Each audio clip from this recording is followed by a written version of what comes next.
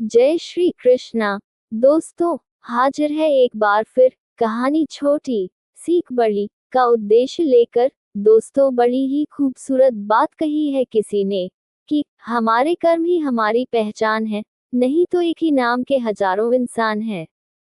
दोस्तों, आज की यह कहानी है एक राजा की। एक राजा के यहाँ एक आदमी आता है और वह ये दावा करता है कि वह जानवर हो या इंसान, सभी के व्यवहार और कर्म को देखकर बता सकता है कि उसका जीवन कैसा है, वह स्वयं कैसा है। अगर वह राज दरबार में रहेगा तो राजा साहब को अपने निर्णय लेने में आसानी होगी। राजा को थोड़ी हैरानी हुई, लेकिन उन्होंने कहा, ठीक है, हम तुमको अपने दरबार में रख लेंगे, लेकिन ये सिद्ध करने के लिए तुमको एक परीक्षा देनी होगी। राजा ने उस आदमी को अस्तबल में भेजा और वहां उसको चाकरी करने का काम दे दिया। कुछ दिन के बाद राजा ने उस आदमी को बुलाया और अपने पसंदीदा घोड़े को भी लाया। वो घोड़ा राजा का पसंदीदा घोड़ा था। वह अच्छी नस्ल का भी था, इसलिए राजा ने बहुत ऊंची कीमत देकर उसको खरीदा था। घोड़ा सचमुच बहुत ही प्यारा और बहुत ही खूबसूरत था। राजा ने इस घोड़े के बारे में उस व्यक्ति को अपने विचार बताने को कहा। आदमी ने बताया कि महाराज, बेशक ये घोड़ा अच्छी नस्ल का है, लेकिन इसकी नस्ल घोड़े जैसी नहीं है।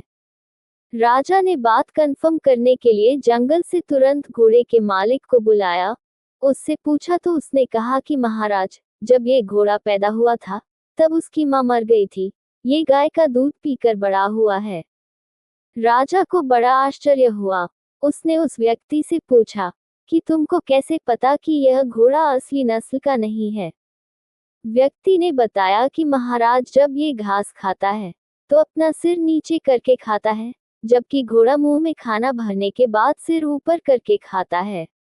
राजा उसके उत्तर से बहुत खुश हुआ और इनाम में उसको 100 बहन दे दी। अब राजा उसे दूसरे कार्य पर लगाता है।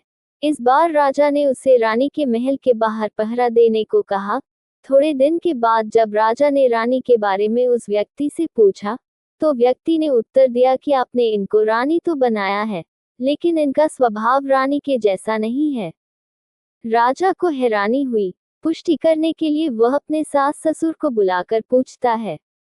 उसकी सास बताती है कि हाँ, ये बात सही है, तुम्हारी शादी बचपन में ही मेरी बेटी से तय कर दी गई थी, लेकिन कुछ दिनों के बाद मेरी बेटी मर गई, जिससे मैंने नौकरानी की बेटी को गोद ले लिया था।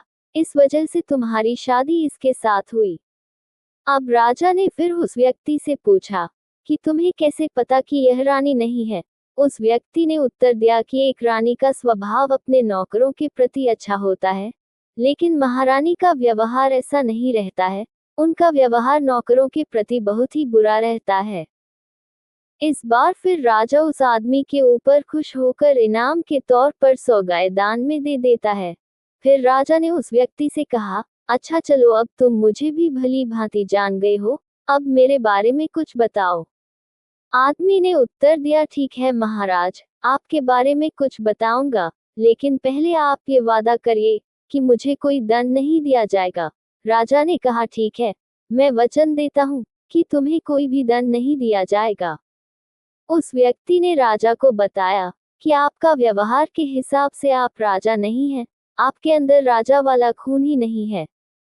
ये बात सुनकर राजा आग बबूला हो जाता है।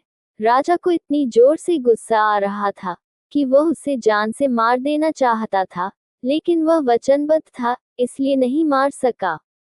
पुष्टि करने के लिए एकदम बेचैन होकर राजा अपनी मां के पास गया और सारी बात बताकर पूछा कि क्या ये सच है। मां ने उत्तर दिया कि हाँ, मेरी कोई संतान नहीं हो रही थी, तो मैंने तुम्हें एक चरवाहे से गोद लिया था, तुम मेरे खून नहीं हो। राजा ने टूटे मन से पूछा कि आपको कैसे पता कि मैं राजा का बेटा नहीं हूँ। उस व्यक्ति ने कहा कि एक राजा होता है, वह खुश होता है तो दान में हीरे जवाहरात देता है, लेकिन आप एक चरवाहे के बेटे हो, इसलिए आप दान में भेड़, बकरी, गाय यही सब दे रहे हो। राजा उसके इस कौशल को देखकर अपने राजदरबार में विशेष मंत्री और सलाहकार के रूप में रखता है। दोस्तों, ये छोटी सी कहानी हमें बताती है कि हमारा व्यक्तित्व हमारी सोच और स्वभाव पर निर्भर करता है। इंसान का स्वभाव चाहे जैसा भी हो, व्यवहार हमेशा सही रखें, क्योंकि दुनिया हमारा आचरण देखकर ही हमारे व्यक्तित्व का पता लगती है। अपनी अच्छी सोच से, अच्छे स्वभाव से और अच्छे आचरण से खुद की पहचान बना सकते हैं। दोस्तों, कहानी अच्छी लगी हो तो इसे लाइक, शेयर और कमेंट में जय श्री कृष्णा अवश्य लिखें और हमारे चैनल को सब्सक्राइब अवश्य कीजिएगा। धन्यवाद। जय श्री कृष्णा। हरि हर।